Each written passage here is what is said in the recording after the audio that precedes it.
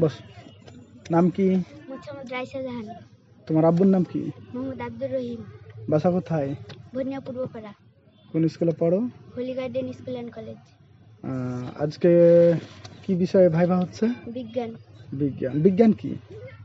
পরীক্ষা নিরীক্ষা বা যাচাই বাছাই করে যে জ্ঞান পাওয়া যায় তাই বিজ্ঞান। আচ্ছা, খাদ্য জাল কি? দুই বা ততোধিক খাদ্য শৃঙ্খলের সমন্বয়ে সৃষ্ট জাল। প্রোটিনের প্রধান উৎস কি? মাছ। একটা মাছের নাম বলো তো। ইলিশ। ইলিশের বৈজ্ঞানিক নাম বলো। টেনুয়ালেসা ইলিশা।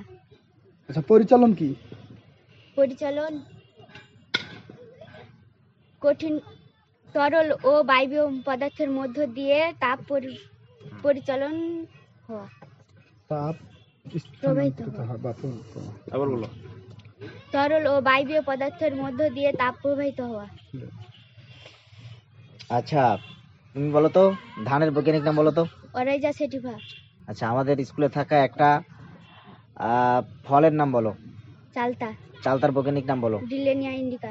মেহগুনির বৈজ্ঞানিক নাম বলো। সুয়েটেনিয়া ম্যাক্রোফাইলা। ডালিমের বৈজ্ঞানিক নাম বলো। পুনিকা গ্রানাটাম। আমাদের খুজলি খোসপাচরা মানে দাঁত রোগ হলে এক ধরনের উদ্ভিদ ব্যবহার করি, উদ্ভিদের পাতা বা ছাল।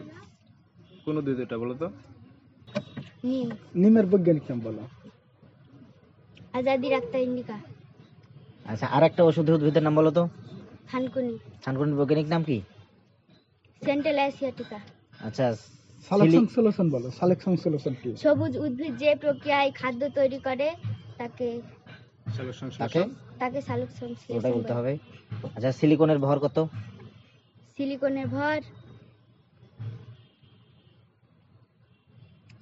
28। আবার বলেন এটা। আচ্ছা, সিলিকনের প্রতীক কি? SI।